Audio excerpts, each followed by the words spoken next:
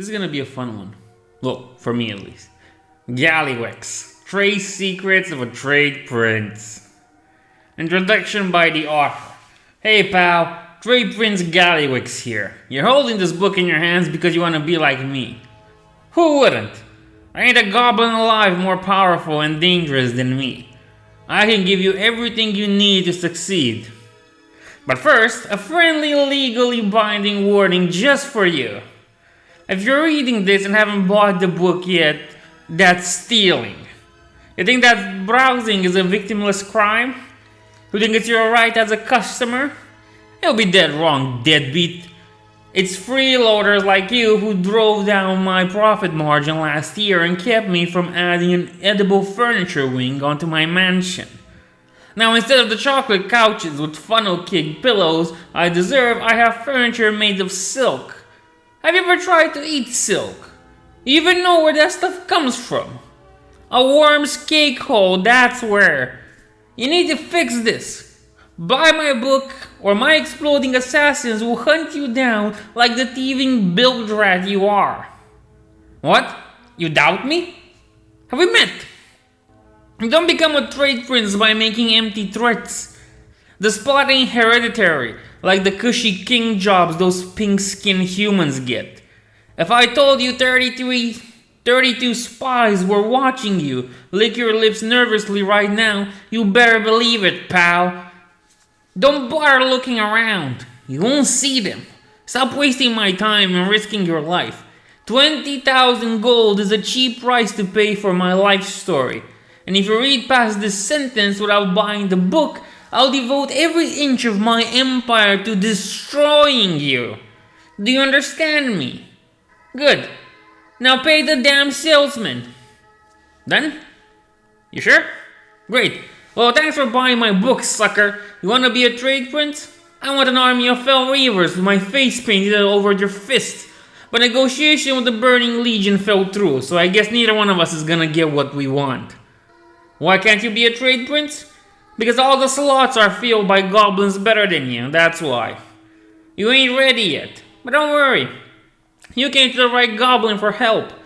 You may have heard a few rumors about me. Gallywix became a trade prince by blowing up, selling out, or just selling everyone he knew when Mount Kajaro erupted. Gallywix had the only boat and he charged refugees the low price of their life savings. He packed the stars of the goblin aristocracy like sausages in the hold and tried to sell them into slavery. That monster Gallywix betrayed his entire race for a bazillion macaroons. Kinda terrible, huh? Guess what? It's all true. Why would I lie about that? I never cover up the things I'm proud of. If the world was gonna split in half tomorrow, I'll buy the Dark Portal, slap a tool booth on it, and charge refugees the last of their pocket change, the rings off their fingers, a bite of their sandwiches, and a contractual obligation to build me a rocket palace in the skies of Nagrand. It's the goblin way. Supply and demand. Deal with it. But hey, you pay for the ticket, and this is what you get. The 3 secrets of the greatest trade prince this mudball has ever seen. They won't take long to tell. In fact, if you flip through the book, you'll find that the last 300 pages are copies of old newspapers and recipes for fish jerky. Sorry, pal, no refunds. Ready? Secret number 1. Don't let anyone take your cookie. On the day I turned 10, I took over the family tinkering business and the local crime syndicate. It was easier than selling a mirror to a blood oaf. Pay close attention. My birthday began the way every morning did. My pop almost killed me. Not that he ever meant to. In fact, that was kind of the problem with him. Nothing he did ever went the way he wanted. Which is no joke when you work with explosives. The only shop he could swing was so deep in the bad parts of Drudgetown slums that even Trade Prince Melody's tax collectors weren't safe. The last one to visit got scammed out of his boots, jumped, insulted, tied to a gunpowder barrel, and rolled back to the old goblin with a polite refusal letter between his teeth. My pop saw the lack of taxes as a fringe benefit. I saw the muddy streets and the irradiated garbage. Even the rats were moving out. My pop thought he was gonna make it big someday with a world-shaking innovation. I knew it was only a matter of time before he blew us up, and I had decided the night before to run away and become a pirate like my mom. I spent all night packing and planning. The 5 macaroons stuffed in my torn boots felt like a fortune. My pop got up around dawn and started messing around the shop, talking to himself. His research and development process had 3 stages: optimism, concern, and panic. And the third one could leave you short a few fingers and most of your skin. He was at 2.9 when I tidied my pack closed and rammed it under my moldy mattress. "Come on," he muttered from the other side of 2 paper thin walls. "Just a little bit tighter. Tighter. Oops. Uh-oh. Oh no, stop, kid, wake up and grab some cover." I wearily raised my lead-lined pillow just as a teddy bear with an orange fur and a mechanical face rocketed through the walls. It saw me, it gave a shrill screech and exploded, filling the shrapnel tornadoes in every direction. Well, filling, but flinging. Footsteps thundered up the dining hall and Pop burst through my doorway. He didn't knock first, but not because he was in a rush. My palm had melted the door last month. "You okay, kiddo? Did you see it? A perfect fist. Horizontal burn, target locked on, a gyroscopic spin and detonation. The unit said using microbombs for navigation and rocket fuel for thrust would melt the entire neighborhood. But we showed I tossed my shredder clanking pillow to the floor. That was the only prototype, right? Well, yeah, but... And the blueprints were... I asked, trailing off to let him answer. I had a lot of experience talking to him. Stolen by a mechanical chicken. That was new, but he wasn't gonna sidetrack me. So you can't build again, right?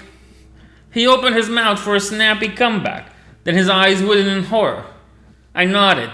The morning routine was complete. Time to get some breakfast and hit the road. Doesn't matter, kiddo. I understand the principle now. Explosives hidden in a lovable object are a completely unexplored market. We're gonna be rich. Pop, the only way we're gonna stop being poor is if you blow us up, I snapped. That's not fair, Jaster. It's only a matter of time. You know what? You're right. You will kill us both someday, Pop. I believe in you. Hey there. There's plenty of goblin kids out there who wish their parents were thinkers. When I was your age, I used to dream... Really, Pop? This story again? My parents would quit shoveling sewers and blow a few things up. You worry me when you talk about being afraid of explosives. It's not goblin. No. You know what's not goblin? Having a kid and telling him to go play. You know what the problem is? There's no one to play with. Jelky has to spend all day braiding fuses. Gruzman wakes up at dawn to make cement. Do you know how embarrassing it is that my own Pop won't force me to work for him? Pop threw his hands up in the air and headed back down the short hallway to the shop. Tell you what, he called. Why don't you leave the running business to me and I'll leave the sugar pack cookie over here to the first kid with a birthday who comes by. I'm pretty sure I gotta sell things once in a while to have a business, I shouted after him, but my heart wasn't in it. Sugar pack.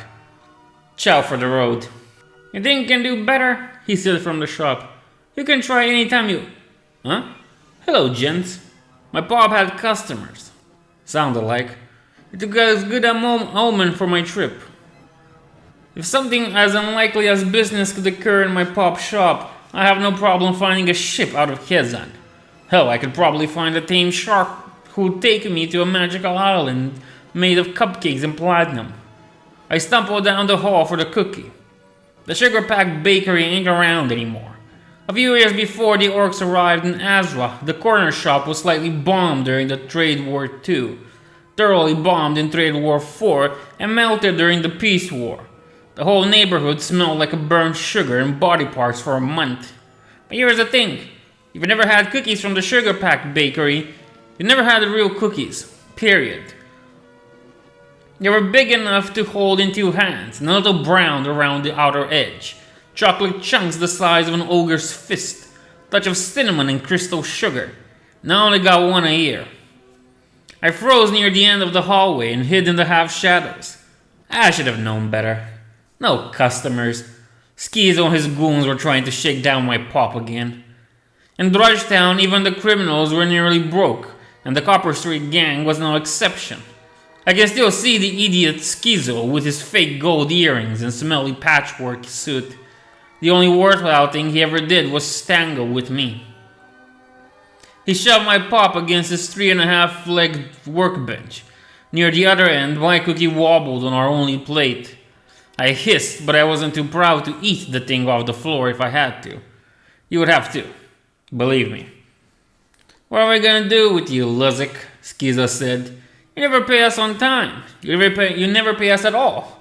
I would hate to have Lumpo come back here tomorrow and blow up. Skeezo trailed off as he failed to find anything of value in sight except a roll of dynamite, which, as you might have heard, is supposed to explode. Look, I'm sorry, my pop said. Money's been tight. I barely have enough money for supplies. And sweets looks like it, Skeezo said, reaching past him to snatch up my cookie. Pay me everything you owe me by tonight, he said, stuffing it in his mouth. Priceless crumbs rained down on his greasy lap. Well, I'll burn your shop down and charge you for the torches. He spotted me in the doorway, winked and swaggered off, spitting out the rest of the cookie along the way. And that was it. If not for that cookie, I would have run away to be a lowly pirate king in the South Seas, and the world would be a very different place. I staggered into the shop. Pop was talking to me. I couldn't hear him over the blood thumping around my ears. I could have left Kazan if I wanted, but that wasn't what was wrong here. My pop had let cheap thugs take things from him. I'll let them take the cookie from me. That was the problem. That was why we were poor. Sure, Skeezo had a gang. Sure, he had weapons and numbers. But I had something ballooning up inside my head like a fleet of zeppelins attacking a no hut. A code.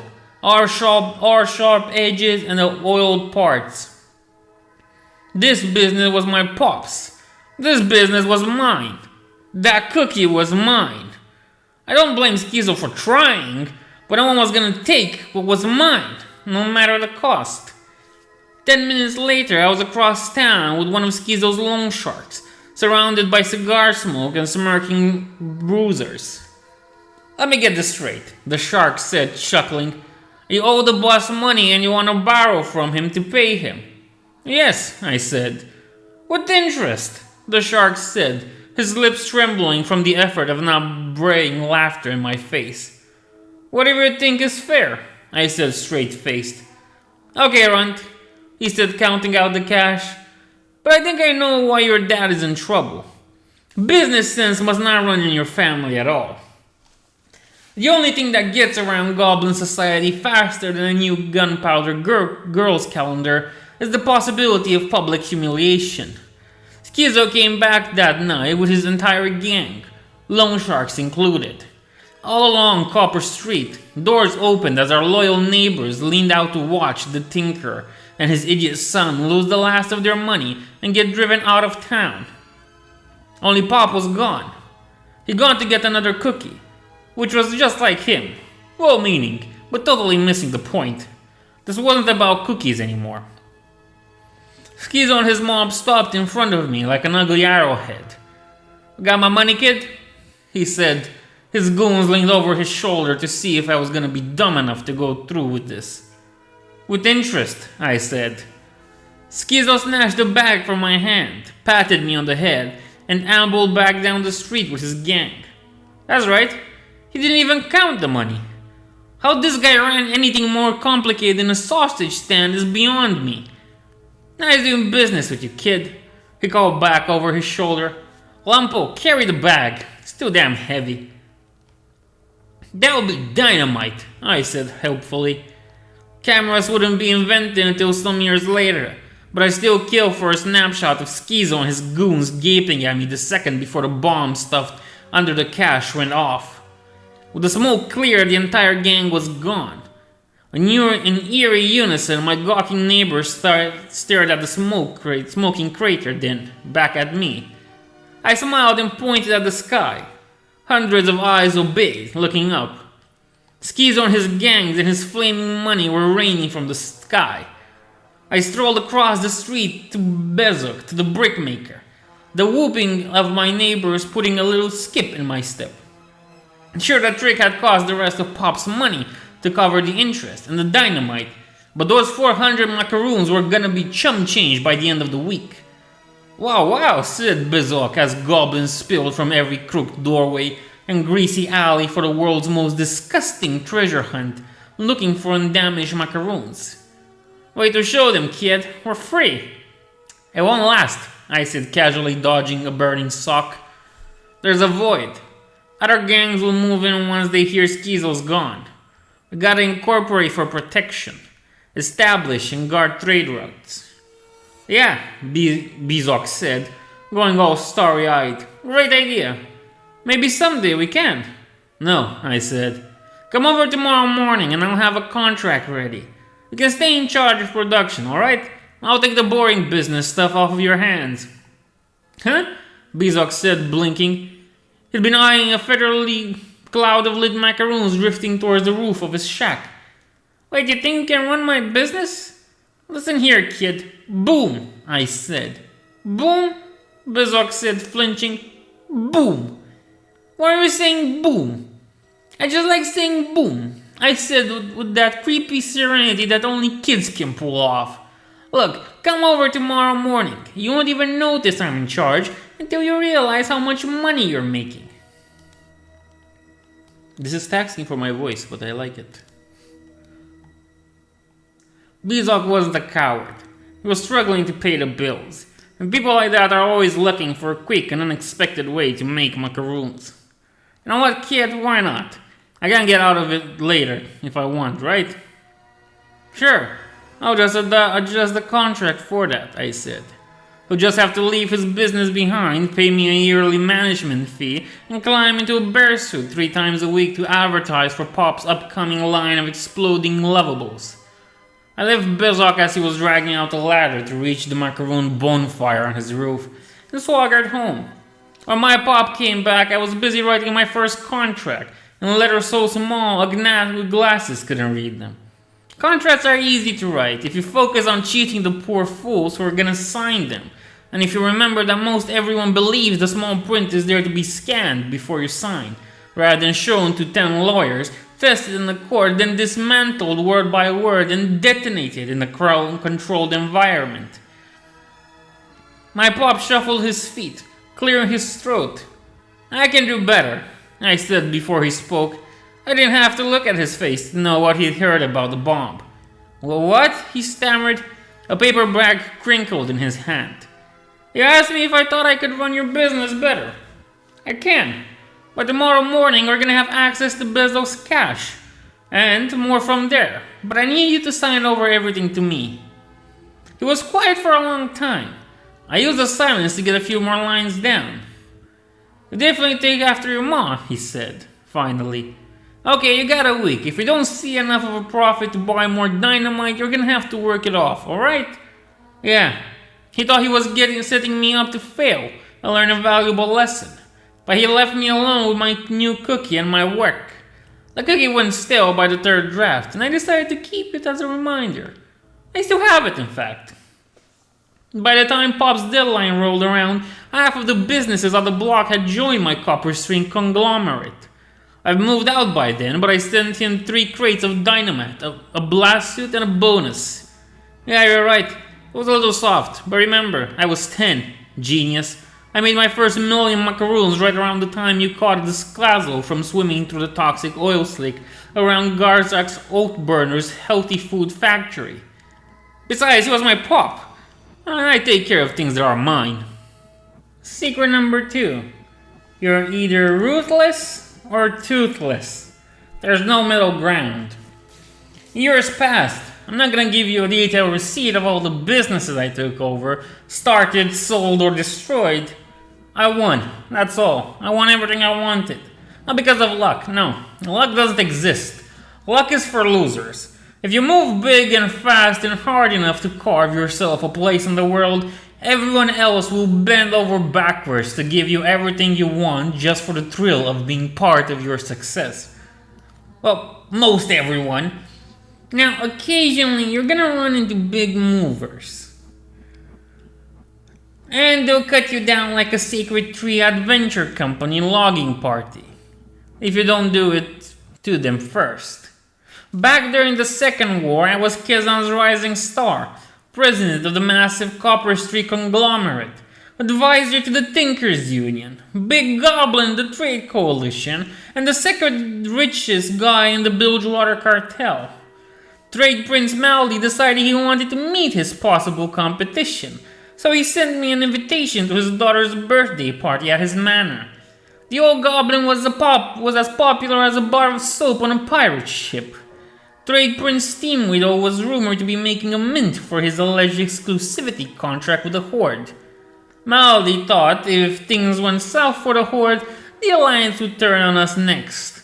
He'd clamor down hard on trading, make sure that the Bilgewater had enough supplies and money to weather a financial siege, and bend the other cartels over a spiky barrel.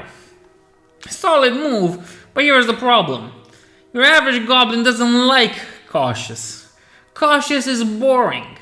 The moguls and the financiers of Bilgewater had decided they wanted a younger, more aggressive trade prince in Meladie's place. Guess who? 6 months of backroom planning had gone into that night, long before Maldy had even sent the invite. Every angle was covered, every palm greased. Even the other trade princes had given their secret approval, if only because they liked having inexperienced competition. Success was inevitable. I was gonna be a trade prince by sunrise. I strolled up the path to Maldy's manor. Tisley Steelstack, my personal assistant, raced up to me. Years later, I have to fire her for paying assassins to kill me in my swimming pool. She was magnificent. I broke into Maldy's desk, sir, she panted. He hid the keys under a falcon statue. I found his research on what other trade princes are up to. Great, I said. Maldy was getting soft. He was leaving that sort of things lying around. What are they doing? We gotta copy them if we're gonna stay competitive. Tishley shuffled through the papers. Building mercenary armies. Useful. Send a gift of basket full of gold to the South Sea freebooters. Metal chocolate, sir. Chocolate. I'm gonna bite it anyway. Might as well give them a treat. What else? Perfume. Perfume? Trade Prince Donis is really into it, sir. Okay, let me save you some time. Everything that's on the list, get someone who works for me to do it. Get out of here. I have a party to attend. Tissy nodded once and took off. I got 3 steps closer to the manor before Riddlevox, director of the Tinkers Union, jumped out of a bush. You remember the plan, he hissed. I wrote the plan, I said, trying not to grit my teeth. I'll base it on Trade Prince Maldy's big weakness. He actually left his daughter. If you're a trade prince, you can't afford close family members or friends. Chum or chum and chum sound the same for a reason.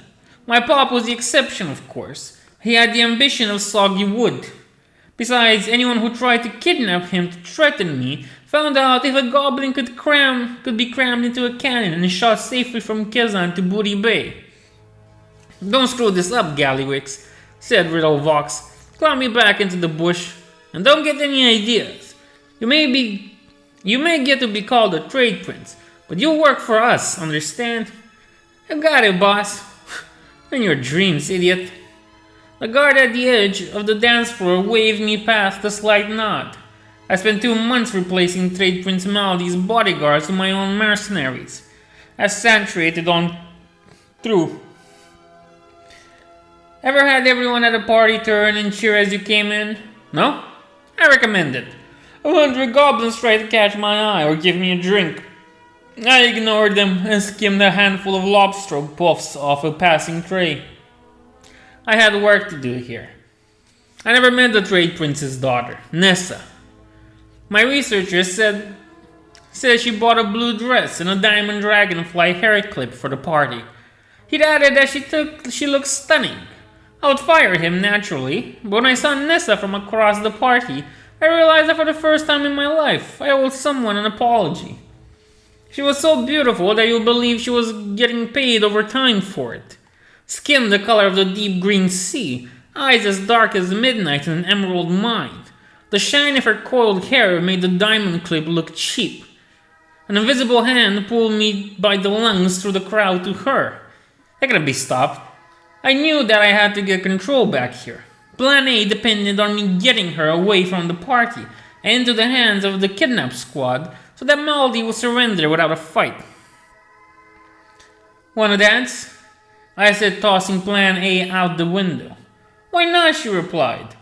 I realized she'd watch me come over the whole way. Outstanding. Nardrix here is boring the life out of me. Where was it?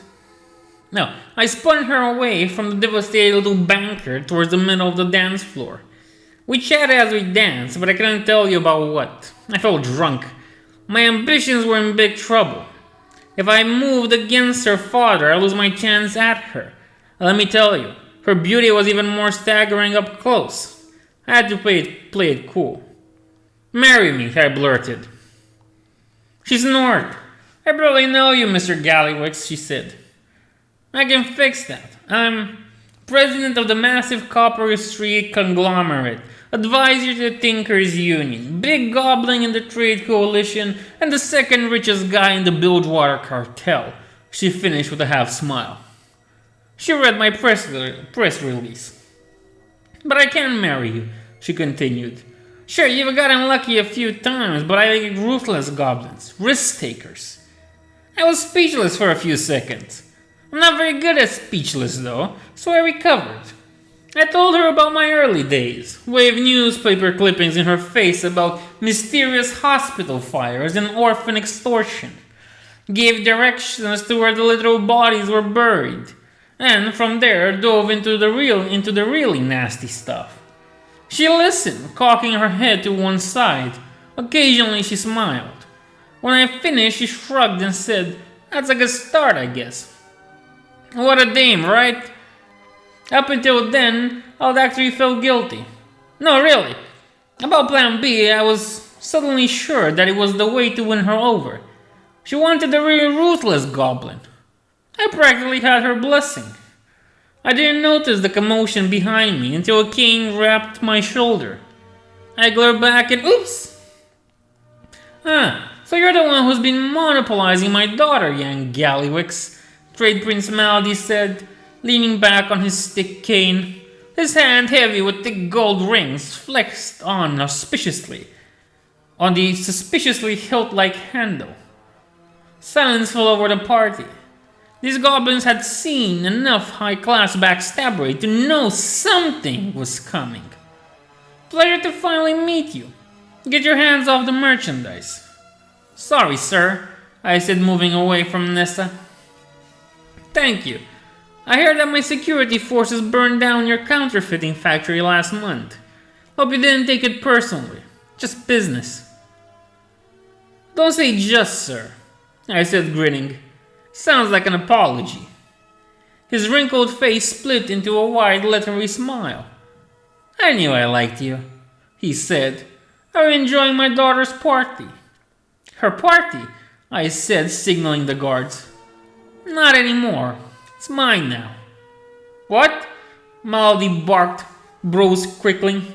"As of sunset today, I owe the majority of your holdings in the Trade Coalition through 100 false fronts and small businesses. You could check what I've bought off your administration, so you don't want to trust them. I own your security forces, I stole the land under your house, and you rented those rings from one of my shops. You're done, Maldi. You're done, and everyone knows it." Somewhere in the distance, a parrot squawked. Maldi reddened, then purpled, looking around for an ally, and seeing my bruisers closing around us on the wall instead. He held him back with both hands, to impress Nessa. The next part needed a personal touch. "My shipment," he snarled. "I have my fleet setting sail right now with the weapons shipment to the Alliance. I'll make a fortune and buy everything back. I'm glad you mentioned that, I said, and pulled a remote from my pocket. I brought a show for your guest. Push the button. No. What? You don't like surprises? You afraid?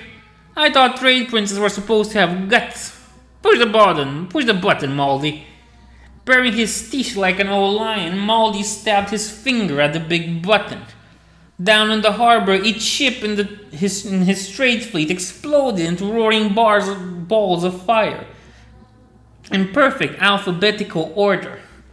Winking at Moldy's shock, I snatched his cane out of his hand, drew the sword my researcher had told me was in there, and leveled it at Nessa without even looking at her. You got an hour to get off Kezan before I ventilate your daughter and drop your head first into Mount Kajaro, I said, beaming at Moldy. Then I turned back to Nessa. How's that for ruthless? Oh, her face was so pale. I could almost see through it. Too much? I said, squinting. She stormed forward past the sword and slapped me across the face.